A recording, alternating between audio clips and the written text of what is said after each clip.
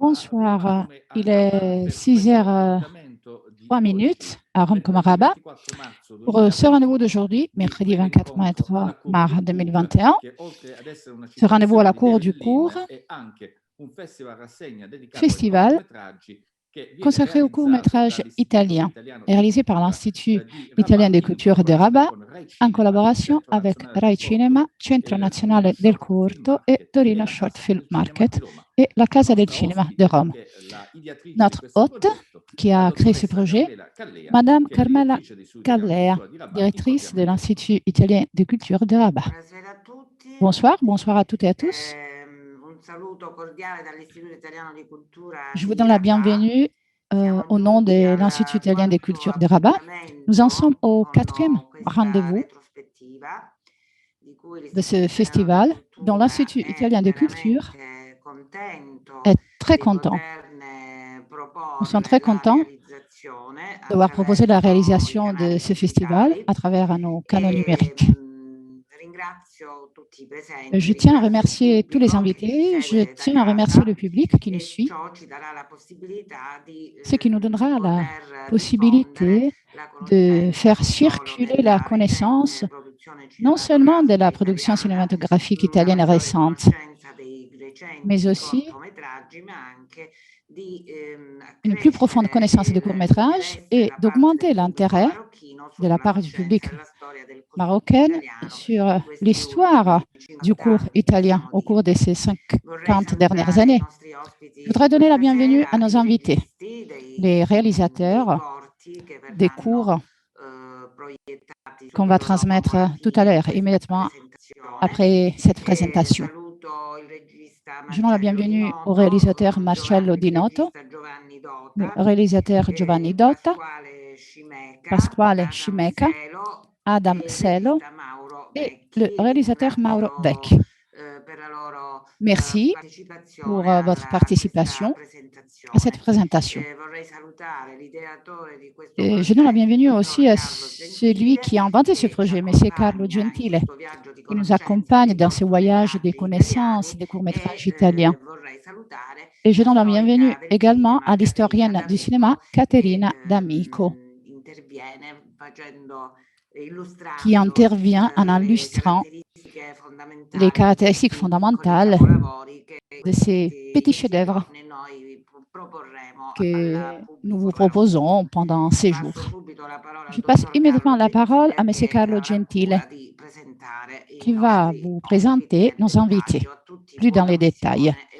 Je vous souhaite une bonne vision et une bonne écoute. Merci. Merci, Madame la directrice, pour cette présentation. Avec la permission de nos invités, je ferai des changements à notre programme. Nous avons la possibilité aujourd'hui d'avoir ici avec nous Adam Selo, réalisateur désormais très connu, qui a créé en 2016 une société de production qui s'appelle Sayonara Film. Et entre autres, il a réalisé, produit et distribué toute une série de courts-métrages très importants et très beaux, parmi lesquels Pazzo e Bella de Marcello Di Noto, qu'on va voir tout à l'heure. Eh bien, Adam, je voudrais mieux comprendre, on l'a déjà fait avec d'autres invités, comme Madame Fuji, par exemple. Est-ce que tu peux nous expliquer, il y a encore un grand intérêt pour le court-métrage, du point de vue de la production, du point de vue de la distribution. De ton point de vue particulier, comment peux-tu expliquer cet intérêt? Tout d'abord, merci. Merci de m'avoir invité pour faire partie de ce talk qui est très, très important. Et ce n'est jamais assez, à mon avis. Je le dis toujours. Je crois qu'on pourrait consacrer plus de temps et plus d'espace à ce format, qui est un format universel, connu partout dans le monde. Et comme le long métrage, le court aussi raconte des histoires importantes, des histoires qui mettent en exergue les capacités techniques, les capacités artistiques des professionnels qui souvent sont pris en prêt et qui font partie des mêmes troupes des films qu'on est habitué à voir au cinéma. Je pense aussi aux acteurs qui se prêtent au court-métrage. Des acteurs habitués à des scènes plus importantes, pour ainsi dire, entre guillemets. Le film de Marcello en est un exemple. Il a des acteurs de très haut niveau, très, très connus. Et Vanessa, grâce à ce court-métrage, a compris la valeur du court-métrage, de ce format. Donc, dans quelle mesure le cinéma mainstream peut offrir quelque chose au court? Il peut offrir beaucoup, mais le contraire est vrai aussi. Le court peut offrir beaucoup au long métrage. On en voit de plus en plus des auteurs capables de raconter dans une durée très brève une histoire sans être vaincu par la tentation de raconter un long métrage. Donc, c'est un langage qui s'est créé, qui appartient à une durée plus brève, mais en restant toujours fidèle au cinéma et aux règles techniques et artistiques du cinéma. Comment j'explique cet intérêt, cette attention pour les cours? Eh bien, il faut dire que le moment actuel, sans entrer dans le détail tragique de l'industrie cinématographique, le public, je trouve, a besoin de nouveautés. Même quand le soir, il décide de regarder sur Netflix ou sur Amazon Prime. Désormais, nous avons ces deux plateformes énormes. Parfois, on se rappelle que la RAI existe quand même. Mais voilà. L'apport que RAI offre au cinéma est très, très important. Pensez au Cinema Channel. Et en effet, on a primé au festival les courts-métrages les meilleurs. Et donc, offrir le court-métrage comme alternative à un cinéma ou une série TV, c'est le choix meilleur à faire en ce moment pour mettre en valeur nos métiers, nos professions qui n'ont rien à envier aux autres formats.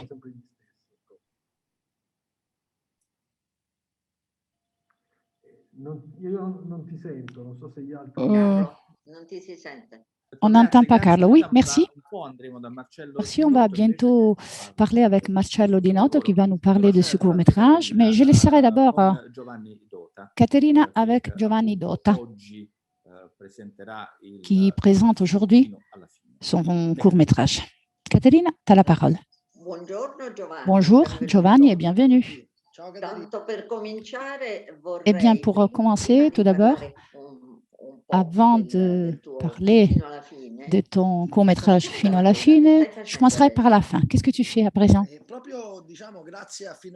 Eh bien, grâce à ce cours Fino alla fine, je suis entré en contact avec une société de production qui a vu et apprécié ce cours et m'a proposé un sujet qui va un peu dans la même direction.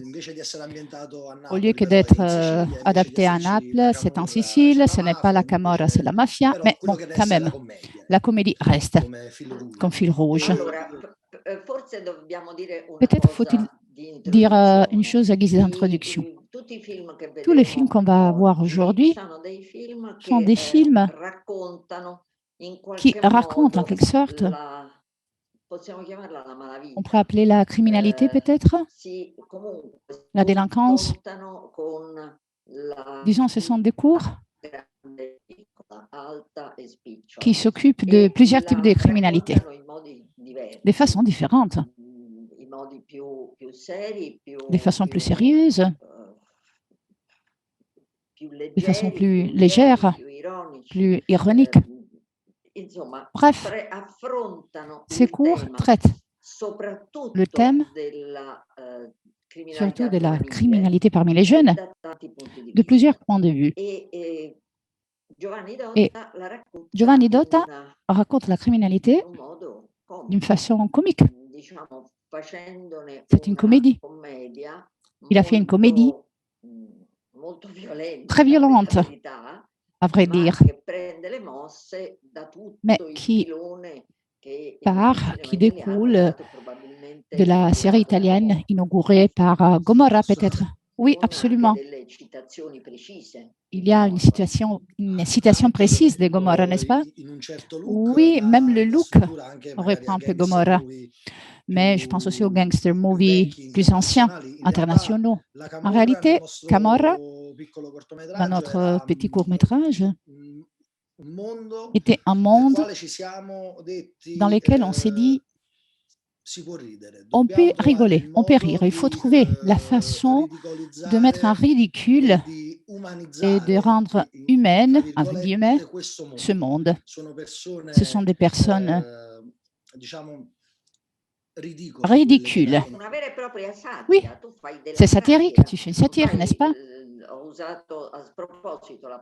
J'aurais pas dû parler des comédies, c'est une satire plutôt, qui effleure aussi, comment dire, le système des grands classiques du cinéma américain. Pensez aux Parrains, par exemple, ce type de conflit parmi les personnages. Vous faites de l'ironie sur ces personnages. D'où est née cette idée? Peut-être tu l'as eue au Centro Sperimentale, n'est-ce pas? C'est ton film pour les diplômes. Oui, en réalité, c'était un exercice de la deuxième année. Oui, c'est vrai, c'était un dossier de la deuxième année. C'est quand on expérimentait les films de genre. Oui, en réalité, c'était le double cycle. D'abord thriller et ensuite comédie. Alors moi, j'avais vraiment très envie de raconter quelque chose à Naples. Même si j'étais loin de ma ville, j'étais à l'académie, mais je t'ai toujours exprimé sur mon territoire. Moi, je viens de Naples et j'avais déménagé à Rome.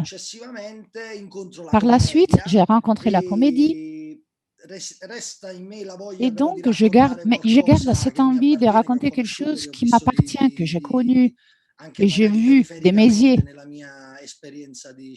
comme citoyen de Naples.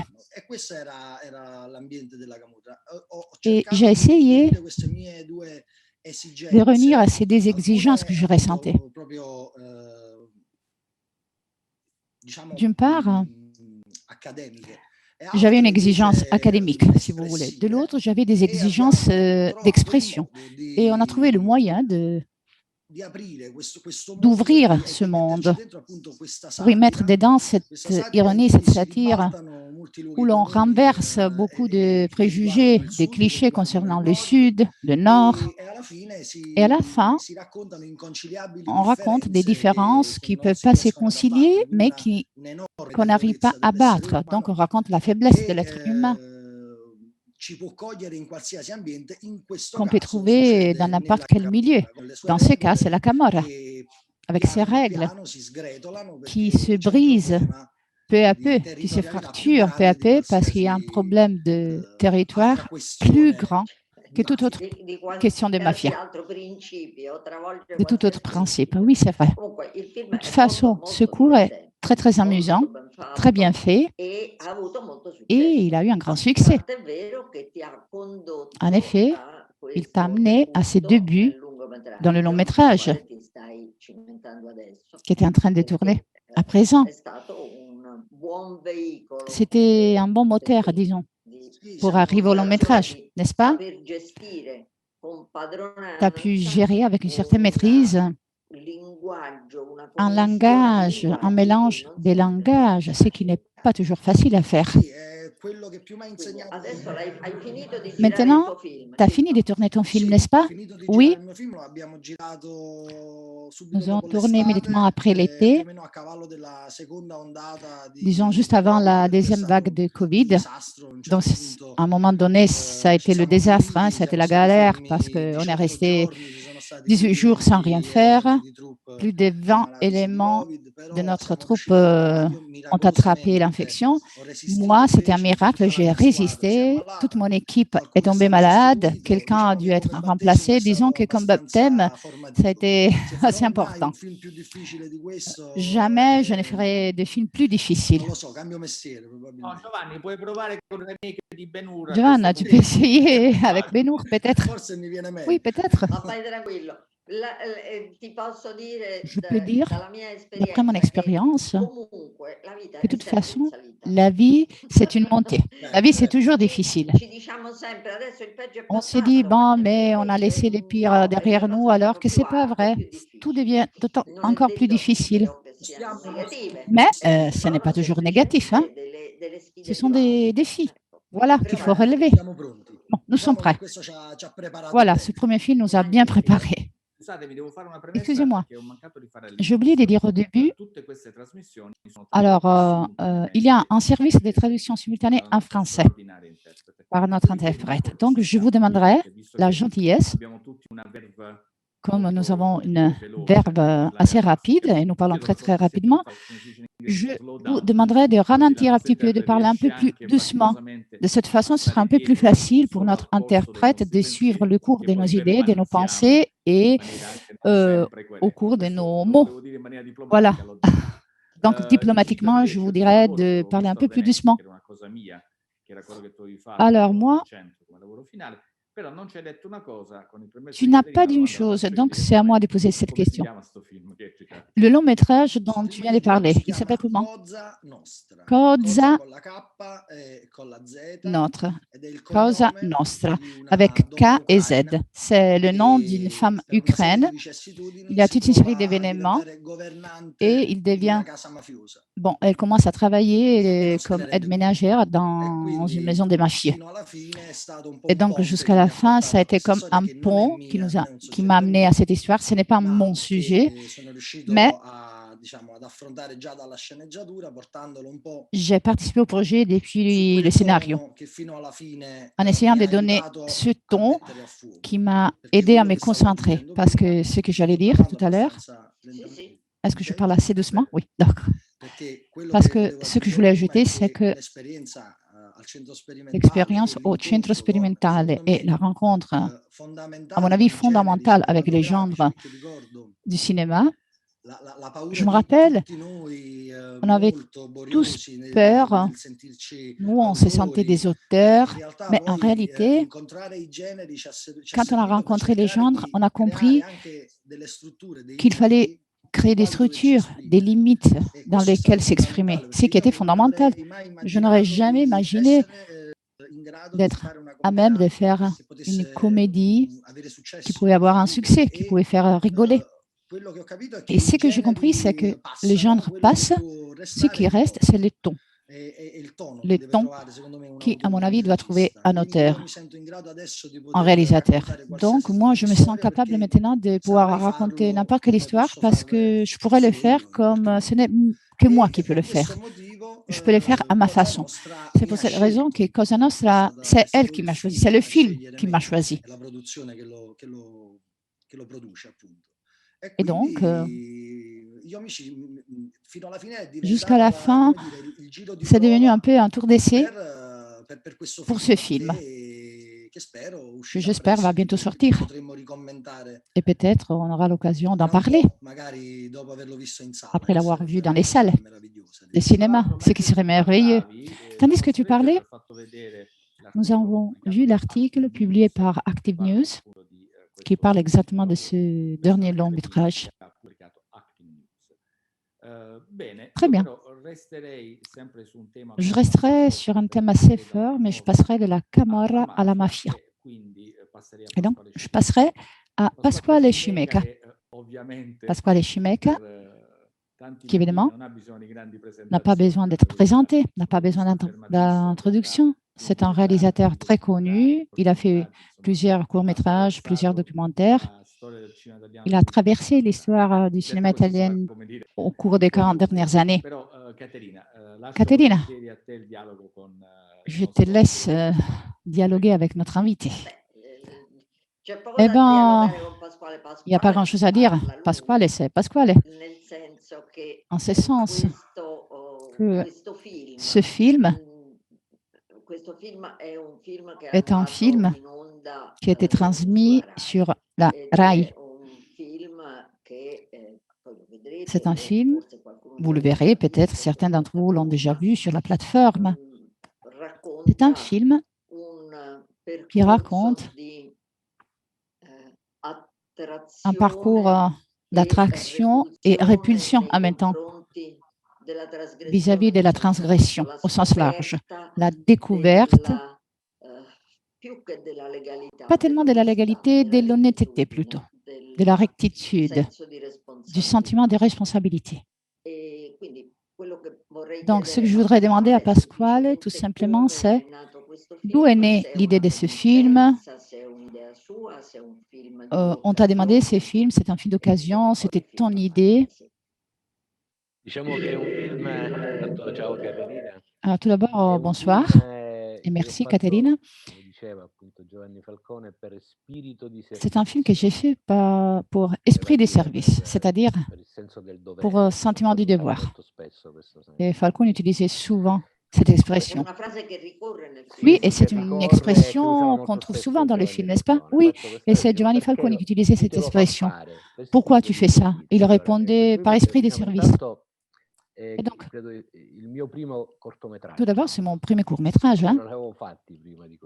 C'est mon premier court-métrage et pour l'instant, le dernier court-métrage de ma vie. C'est un film qui naît du fait d'une demande que Maria Falcone m'a...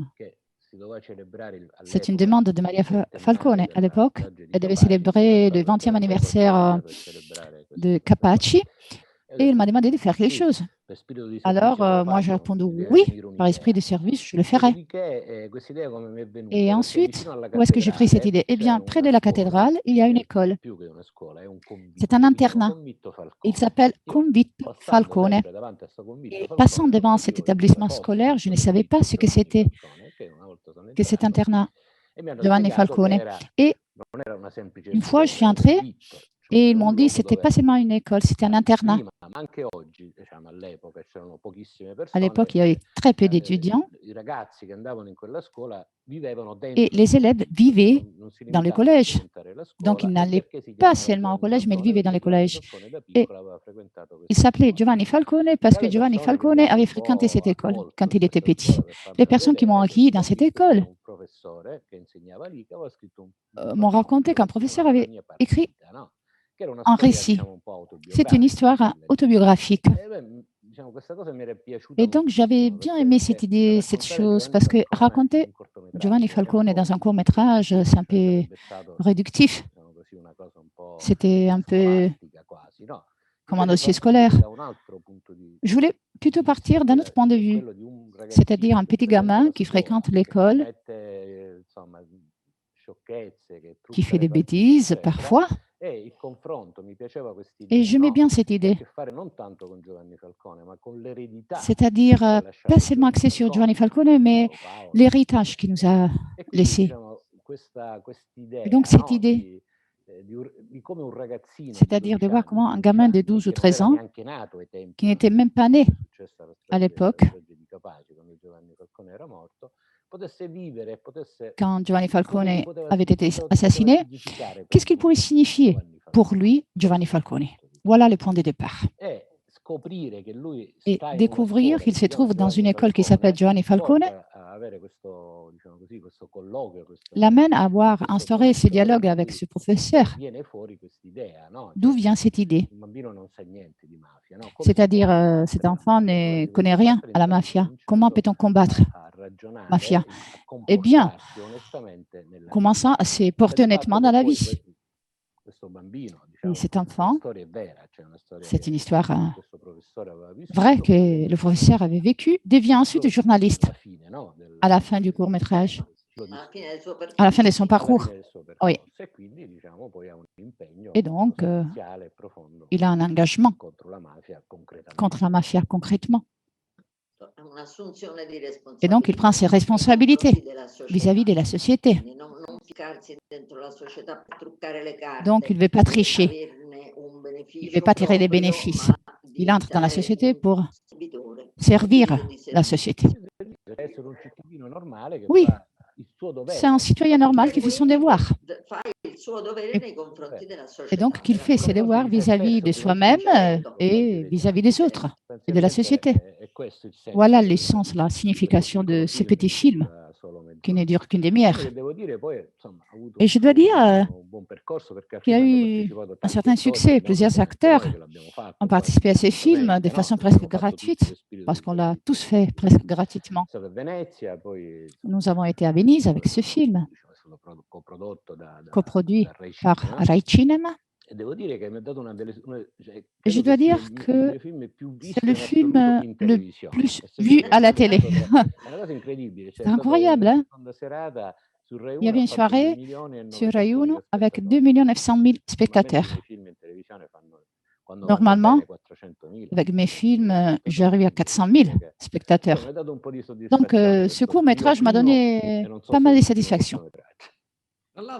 Entre autres, je dois dire que ce film, ce court-métrage, a été transmis par Rai dans une journée particulière, le 23. C'était la journée de la légalité, n'est-ce pas? Oui. Et la question que je voulais poser, c'est un peu compliqué, peut-être. Bon, la réponse peut être compliquée, c'est-à-dire ce qu'est l'esprit de Falcone, Borsellino et d'autres protagonistes de la lutte contre la mafia qu'on retrouve dans ton court-métrage aujourd'hui, comme tu continues à vivre en Sicile. Les jeunes, comme tu disais, les adolescents. En effet, dans quelle mesure ils connaissent ce qui s'est passé? Sont-ils conscients de ces phénomènes qui continuent à exister? Ben, écoute, Falcone, tout le monde le connaît, pour le bien et pour le mal. Giovanni Falcone, Paolo Borsellino, sont connus. Excusez-moi cette comparaison, mais il y a une période où les jeunes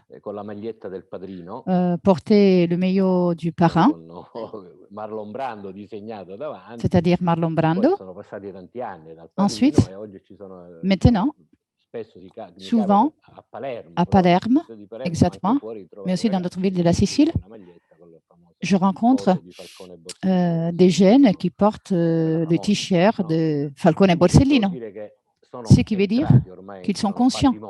Disons, Giovanni et Paolo sont devenus patrimoine de la Sicile. Ensuite, dans quelle mesure les jeunes d'aujourd'hui connaissent ce qui s'est passé, franchement, c'est difficile à dire. Au fil du temps, ces protagonistes deviennent une légende, peut-être. Disons qu'il faudrait plus d'attention vers le travail concret qu'ils ont mené, Falcone et Borsellino. Surtout, il faudrait la vérité, comprendre pourquoi Falcone et Borsellino ont été tués. Voilà le point central. S'il était possible de répondre à cette question, pourquoi ont-ils été tués? Qui est-ce qui les a vraiment tués, outre la mafia? Peut-être on pourrait découvrir quelque chose d'important. Ce serait un peu comme, si vous voulez, une analyse, une psychanalyse collective qu'on faudrait tous faire, c'est-à-dire revenir au traumatisme, comprendre où naît la corruption, le traumatisme, la coexistence entre mafia et les différents pouvoirs politiques, institutionnels, au sein de la magistrature aussi. Voilà ce qu'il faudrait faire. Parce que ça peut arriver, par exemple, quand on va chez l'analyste, il y a quelque chose qui ne va pas. Et l'Italie, si vous voulez, a encore un mal. Et comment peux-tu guérir de ce mal? Il faut revenir en arrière dans le temps et retrouver le traumatisme. Et d'où naît le traumatisme? Donc, arriver à comprendre, à savoir la vérité, ce qui s'est vraiment passé et pourquoi et qui est-ce qui a vraiment tué Falcone et Borsellino, ça pourrait avoir une valeur vraiment de libération.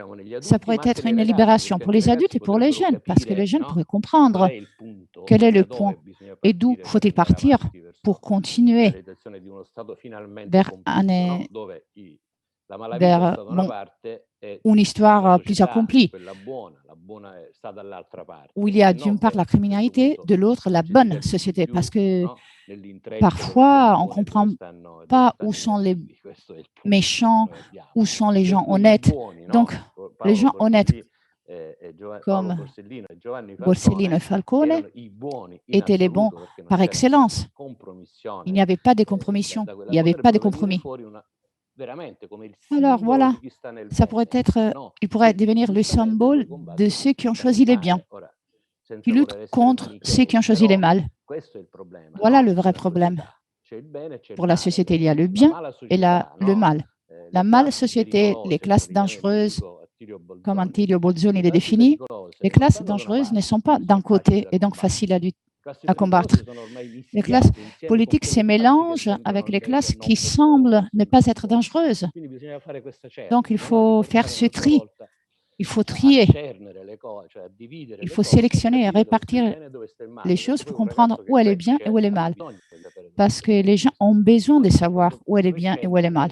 Ensuite, en grandissant, les choses peuvent se confondre un petit peu. Mais comme point de départ, c'est fondamental de savoir où elle est bien et où elle est mal. Entre autres, je l'ai dit pour les écouteurs du Maroc, Piero Balzoni est un journaliste de Repubblica qui écrit sur la mafia depuis des années et sur d'autres événements de l'île de la Sicile. Ça fait 40 ans, oui. Donc, il a 65 ans et ça fait 40 ans qu'il s'occupe de ces thèmes. Il a connu Falcone et Borsellino, ils étaient amis. Malgré cela,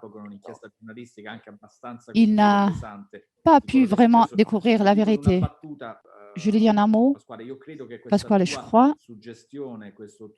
que cette invitation pour compléter un psychodrame collectif, pour rechercher les raisons, pourrait aller très loin dans le temps, devrait aller très loin dans le temps. Il y a eu plusieurs couches historiques et sociaux difficiles à analyser, ce qui amène au résultat que nous avons aujourd'hui, pour être honnête. Donc, ce que tu poses comme question, c'est une question assez compliquée comme réponse. Oui. En effet, c'est auquel nous sommes en train de travailler, c'est-à-dire chercher la péché originelle. Où est le point où les classes dangereuses et les classes dominantes se sont unies pour faire quoi? Pour corrompre la conscience d'une nation. Il s'agit de ça, c'est-à-dire ce qu'ils ont fait, c'est cette confusion, cette union a corrompu la conscience d'une nation. Donc aujourd'hui, il y a des millions de personnes qui paient les impôts, pardon, qui ne payent pas les impôts, sans même pas savoir qu'il faut payer les impôts. Il y a des personnes qui sont corrompues et qui pensent que c'est normal. Ce n'est pas seulement une question d'argent, c'est une question de conscience. Nous savons qu'aux États-Unis, l'évasion est condamnée avec la prison. Oui, nous avons des précédents illustres qui étaient condamnés exactement, oui, c'était c'est vrai, Al Capone.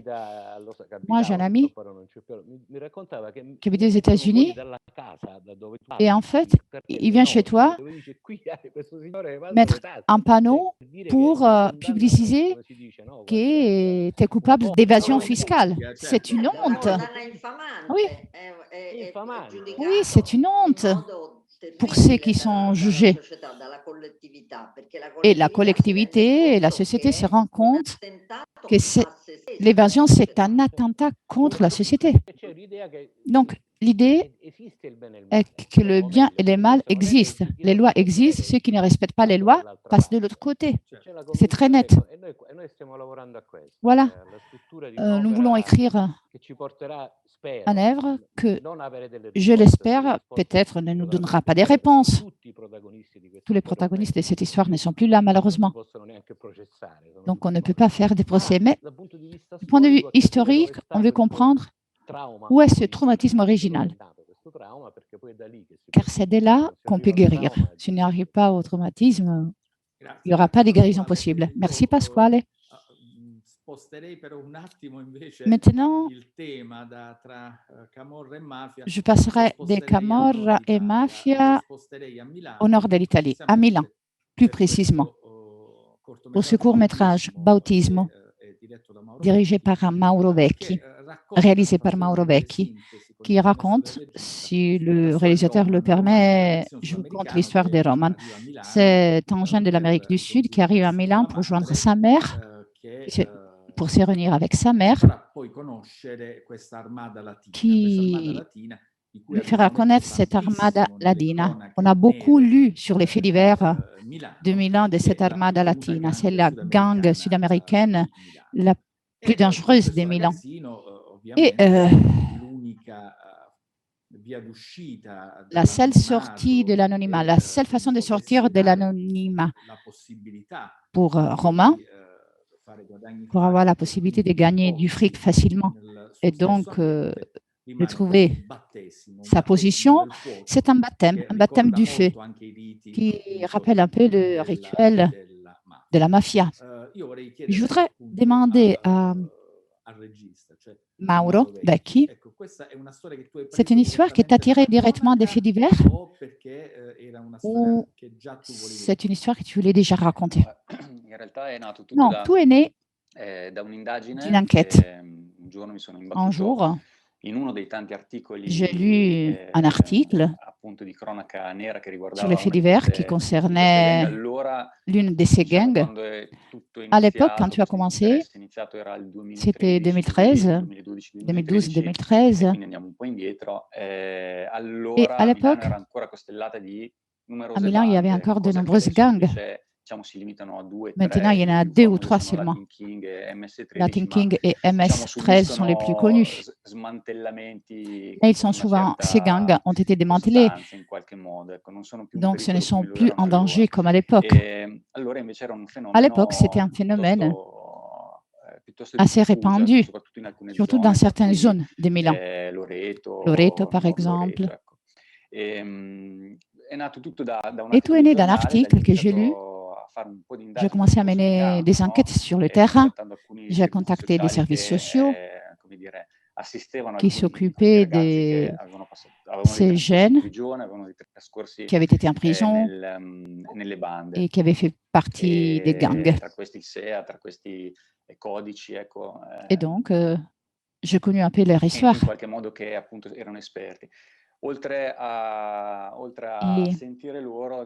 Et ensuite, j'ai mené d'autres enquêtes sur le terrain. J'ai rencontré certains de ces jeunes Et parfois, ça a été une expérience difficile, un peu traumatique. Et de là est née l'histoire du bautisme, qui en quelque sorte se propose aussi comme le prologue d'un film. La première chose que j'ai écrite, c'était un long métrage. Bautismo représente l'extrait, le prologue, l'introduction de ce qui se passera dans le film, dans le long métrage, le baptême des romans, et ce qui se passe 5 ans auparavant, par rapport à ce qui se passera dans le film, qu'un roman sera l'un des représentants de ces gangs. L'Armada Ladina est une gang de fiction.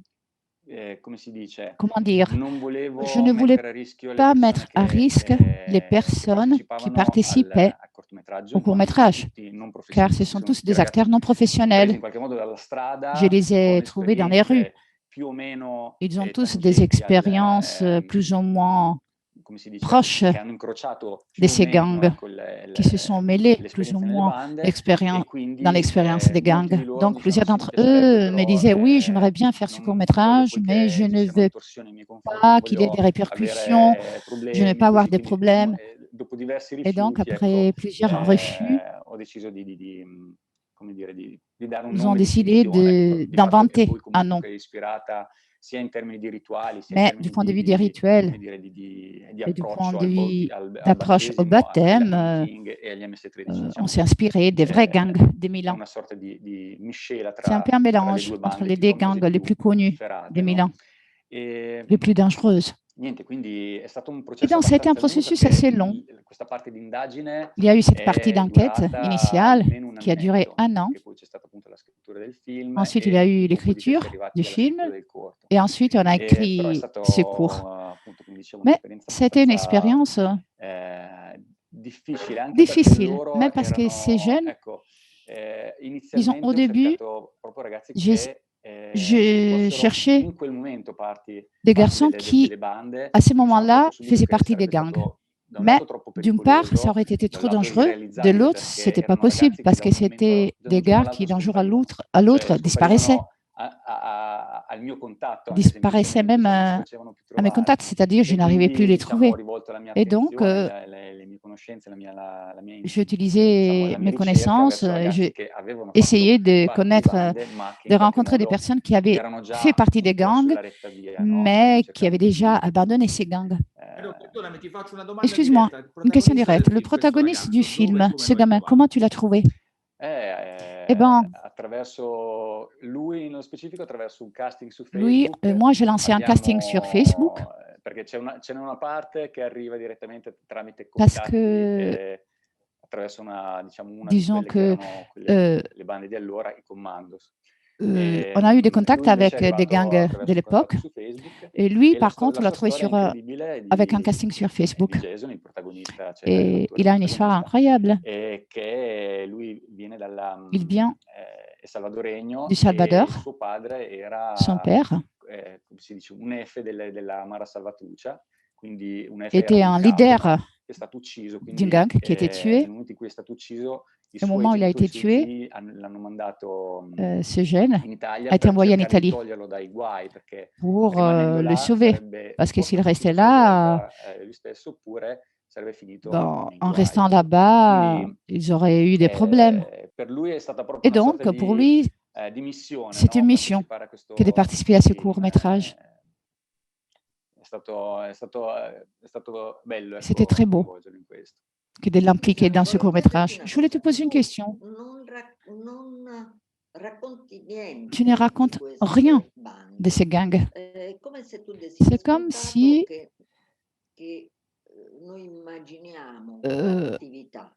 tu pensais que nous imaginons l'activité de ces gangs. Tu présentes ces gangs tout simplement comme objet de fascination. Tu n'expliques jamais ce qu'elles font. Qu'est-ce que cela veut dire qu'elles possèdent un territoire? Ça va sans dire pour toi que nous, on sait tout ça, qu'on imagine tout ça. Ces personnages sont très caractéristiques par leur physique. On a la sensation qu'il est fasciné, non pas de l'argent ou du travail ou de leur richesse économique, mais plutôt de leur force. Il est fasciné par leur force, parce que c'est ce qu'il exprime. Oui, c'est exactement comme ça. En réalité, disons que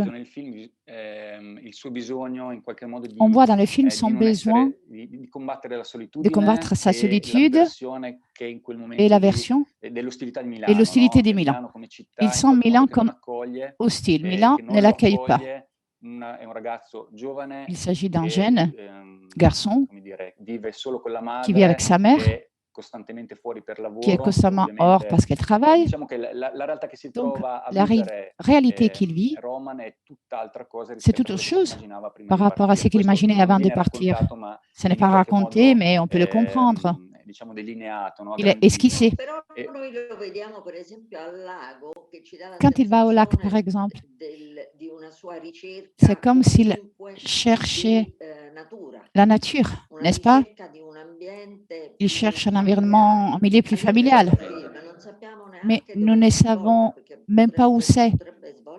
Ça pourrait être Salvador, par exemple. Oui, exactement. Ce n'est qu'après qu'on se rend compte qu'il est en Lombardie.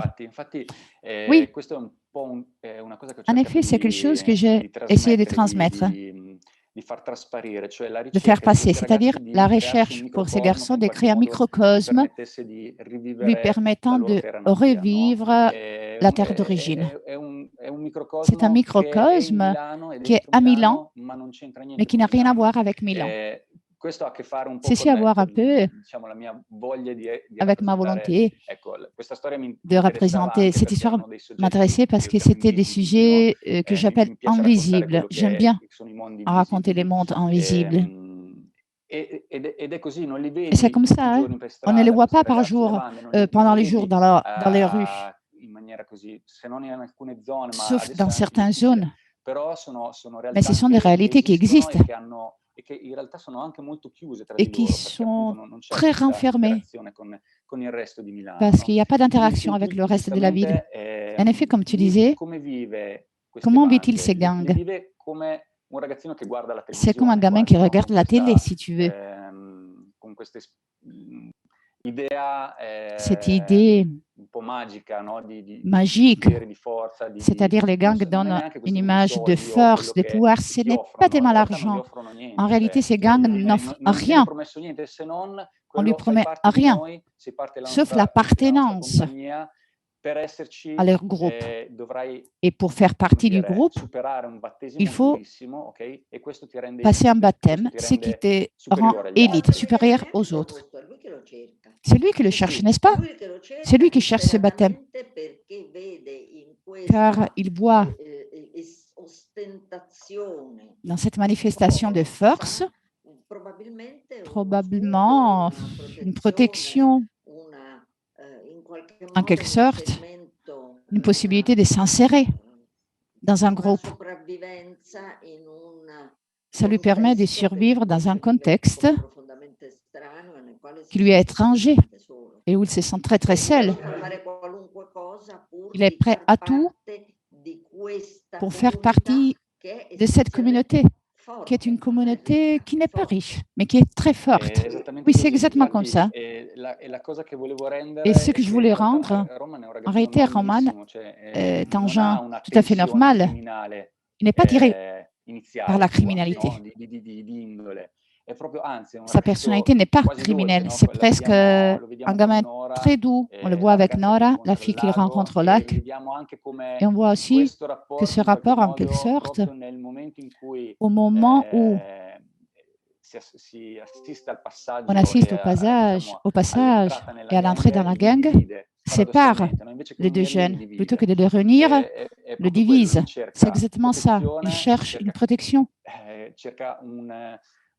Il cherche une solution à sa solitude. Parce qu'à cette époque-là, il se sentait seul en ville. Je voulais conclure en citant, tu dis que le phénomène va mieux à Milan, s'est affaibli à Milan. Mais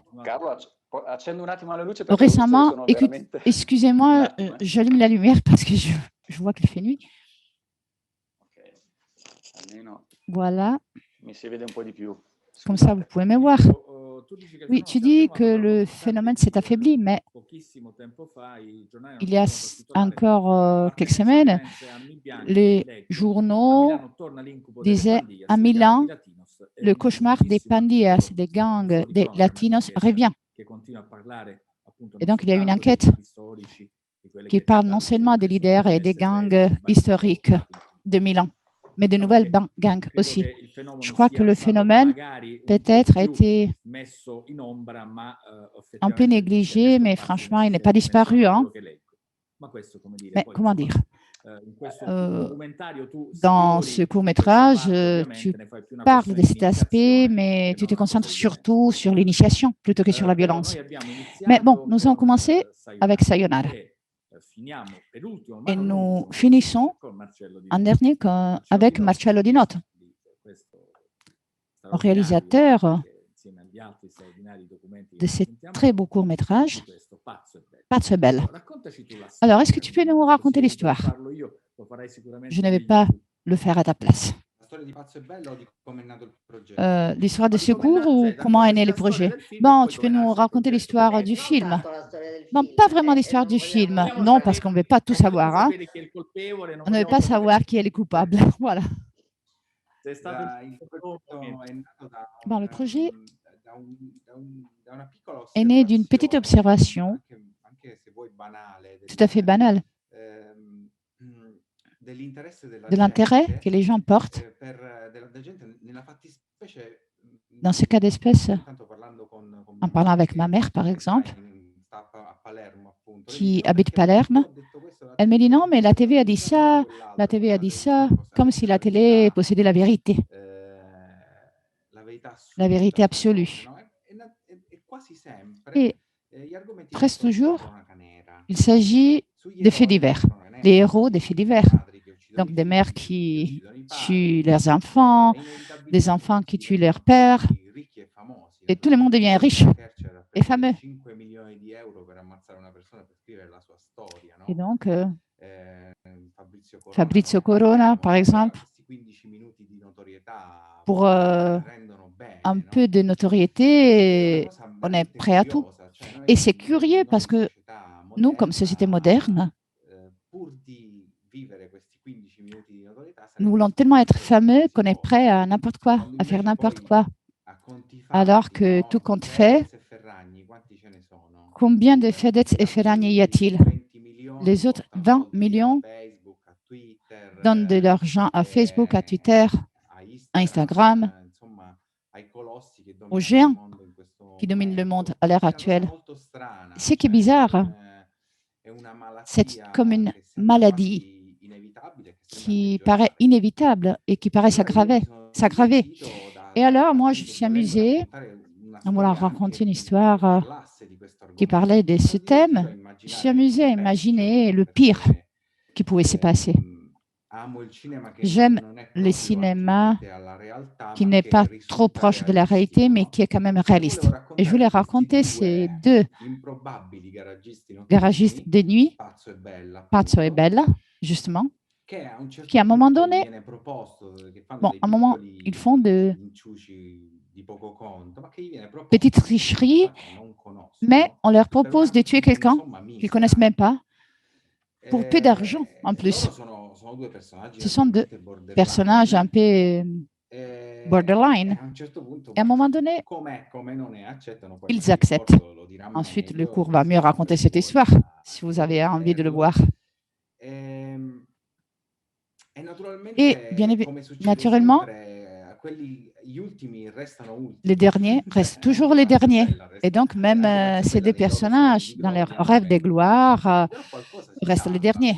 Mais on peut sauver quelque chose, car Pazzo et Bella ont quelque chose qui va les sauver, qui est beaucoup plus de 15 minutes de notoriété.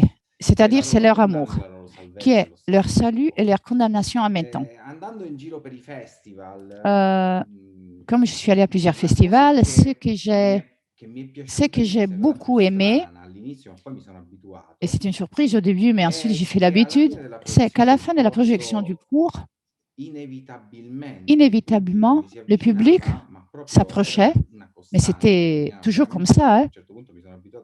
Au moins, j'ai fait l'habitude. Et me demandait des personnages. Et me demandait des personnages qui sont vraiment surréels, mais qui me demandent qu'est-ce qu'ils ont fait après, en oubliant que c'était des personnages. Imaginez. Mais il me demandait, mais ensuite, qu'est-ce qu'il se passe? Ils vont être arrêtés. Et au début, moi, je répondais, mais c'est un cours, hein, c'est un film. Pazzi e Bella n'existe pas. Ceci m'a amusé et m'a fait comprendre. Disons, le court-métrage m'a appris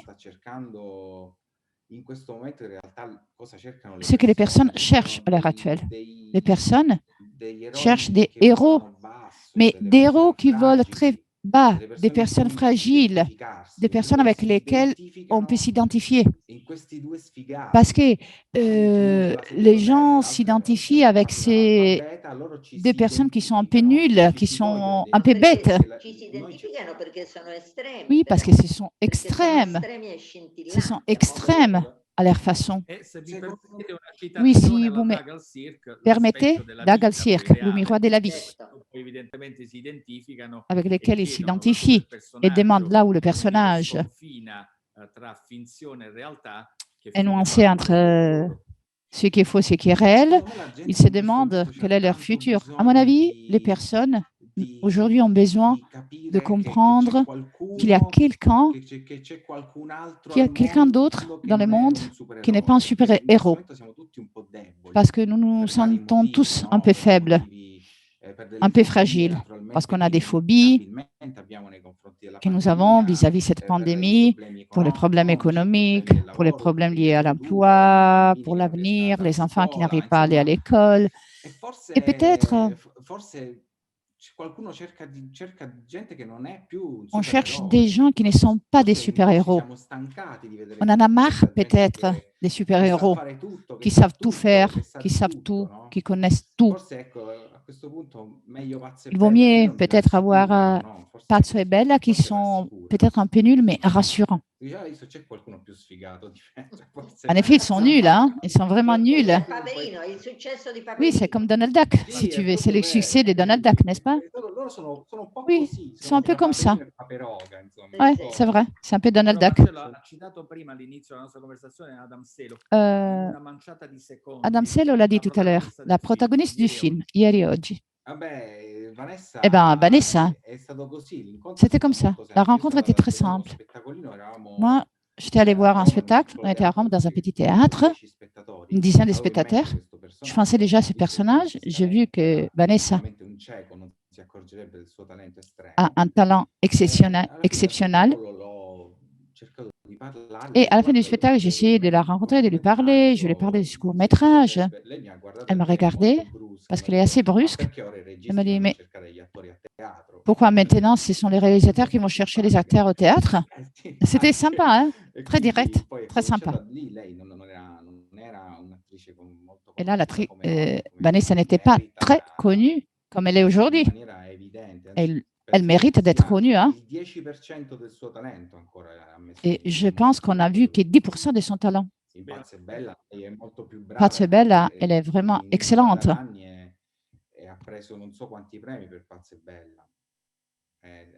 Elle est extraordinaire. Il n'y a pas d'autre terme pour la définir. Et ce n'est pas grâce à moi, hein, c'est grâce à elle. Merci toujours pour notre public. Vanessa, c'est Vanessa Scalera. Très connue au cinéma comme à la télévision. Et c'est la protagoniste de ce court-métrage de Marcello Di Noto. Très bien. On est resté dans les délais. Il est 7 heures. Bon, je continuerai à parler avec vous. Et j'imagine que vous aussi, vous aimeriez bien continuer à parler de ces cours, mais malheureusement, il faut respecter les délais. Donc, je passerai le micro et la vidéo à la directrice de l'Institut italien de culture de Rabat, Madame Caller. Oui, je voudrais remercier d'abord les réalisateurs qui contribuent qui contribuent à l'activité culturelle de cet institut pour représenter l'image transparente de la réalité italienne, de la culture italienne. Ce sont des courts-métrages qui permettront de connaître des nouveaux aspects de notre culture et surtout la réalité telle qu'elle est en Italie et non seulement en Italie. Tandis que j'écoutais tous les réalisateurs qui parlaient ce soir, je voudrais conclure pour leur engagement, pour l'engagement qu'ils ont montré dans cette lutte contre le temps pour construire un court-métrage, pour utiliser une phrase d'Italo Calvino très connue quand il parlait de la narration. Moi, je voudrais tout simplement conclure par une phrase que je cite souvent depuis que je suis directrice de l'Institut italien de culture, qui est une affirmation qui reflète pleinement, à mon avis, l'art exprimé par les courts-métrages que le public marocain pourra avoir regardé ce soir. C'est un passage de Elio Vittorini. Et quand j'ai écouté ces réalisateurs, j'ai pensé à cette phrase de Vittorini. Non plus une culture qui peut consoler dans la souffrance, mais une culture qui peut protéger de la souffrance, qui détruit la souffrance, qui élimine la souffrance. Et donc, je crois qu'avec ce message, nous pouvons dire la continuité de la culture italienne et surtout le message que la culture italienne veut offrir est la langue italienne qui est véhicule de la défense des droits de l'homme, la défense d'une vie digne d'être vécue. Un grand merci à vous tous, à M. Gentile, à Caterina D'Amico. Je vous souhaite une bonne vision. Merci. Merci. Buone visioni, grazie a Francesco per la traduzione. Merci à l'interprète, merci. Ciao Carlo, ciao a tutti. Arrivederci a tutti. Ciao ciao.